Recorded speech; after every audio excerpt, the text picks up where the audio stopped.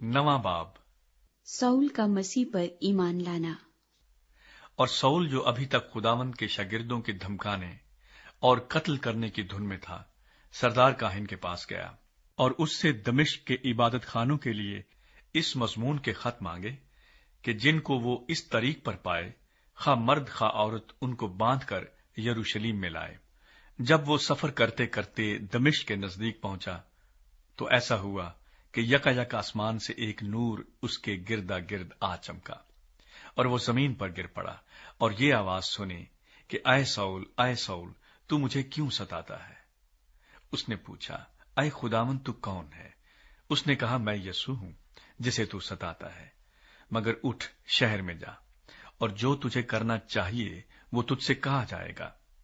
जो आदमी उसके हमराह थे वो खामोश खड़े रह गए, क्योंकि आवाज तो सुनते थे मगर किसी को देखते न थे।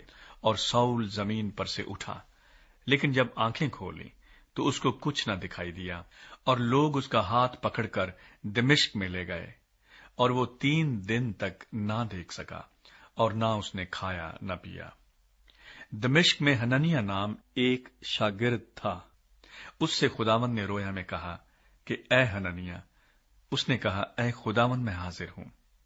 खुदावंद ने उससे कहा, उठ, उस कूचे में जा जो सीधा कहलाता है, और यहूदा के घर में साउल नाम तरसी को पूछ ले, क्योंकि देख वो दुआ कर रहा है। और उसने हननिया नाम एक आदमी को अंदर आते और अपने ऊपर हाथ रखते देखा है, ताकि फिर भी ना हो। हननिया ने जवाब दिया कि ऐ खुदावंद, मैंने बहुत लोगों से इस शख्स का जिक्र सुना है कि इसने यरूशलेम में तेरे मुकद्दसों के साथ कैसी कैसी बुराइयां की हैं, और यहां इसको सरदार काहिनों की तरफ से इख्तियार मिला है कि जो लोग तेरा नाम लेते हैं उन सब को बांध ले।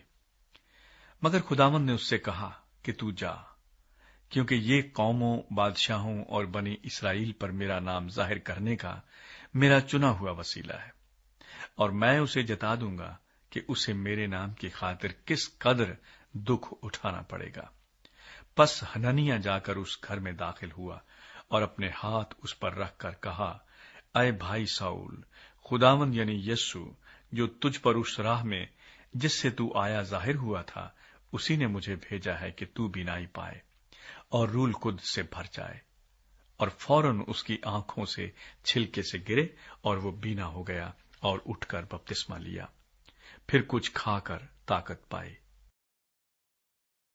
साउल दमिश्क में। और वो कई दिन उन शागिर्दों के साथ रहा जो दमिश्क में थे, और फौरन इबादत खानों में यीशु की मनादी करने लगा कि वो खुदा का बेटा है। और सब सुनने वाले हैरान होकर कहने लगे, क्या ये वो शख्स नहीं है जो यरूशलेम में इस नाम के लेने वालों को तबाह करता था, और यहां भी इसीलिए आया था कि उनको बांधकर सरदार काहिनों के पास ले जाए। लेकिन साउल को और भी कुव्वत हासिल होती गई, और वो इस बात को साबित करके कि मसीह यही है, दमिश्क के रहने वाले यहूदियों को हैरत दिलाता रहा।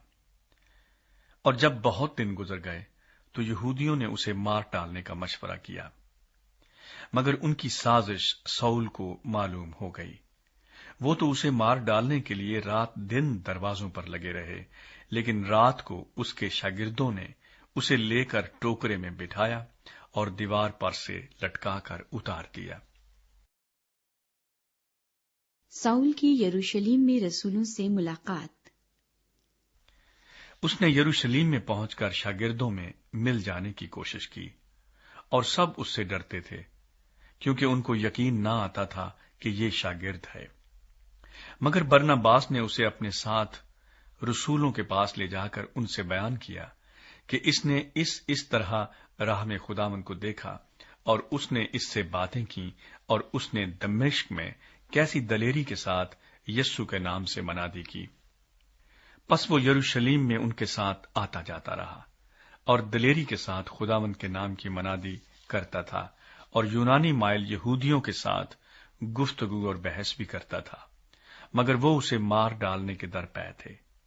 और भाइयों को जब ये मालूम हुआ तो उसे कैसरिया में ले गए और तरसुस को रवाना कर दिया।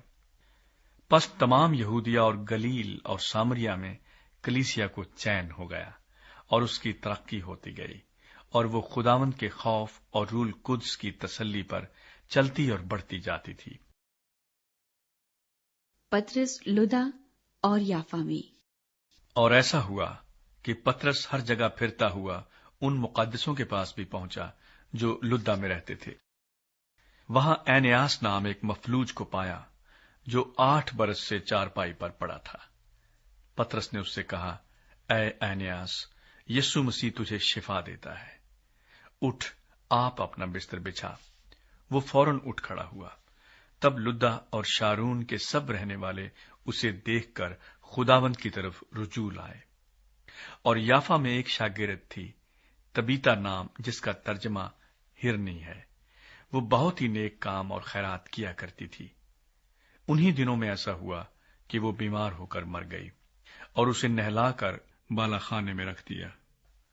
اور چونکہ لدا یافا کے نزدیک تھا، شاگردوں نے یہ سن کر کہ پطرس وہاں ہے 2 آدمی بھیجے اور اس سے درخواست کی کہ ہمارے پاس آنے میں دیر نہ کر۔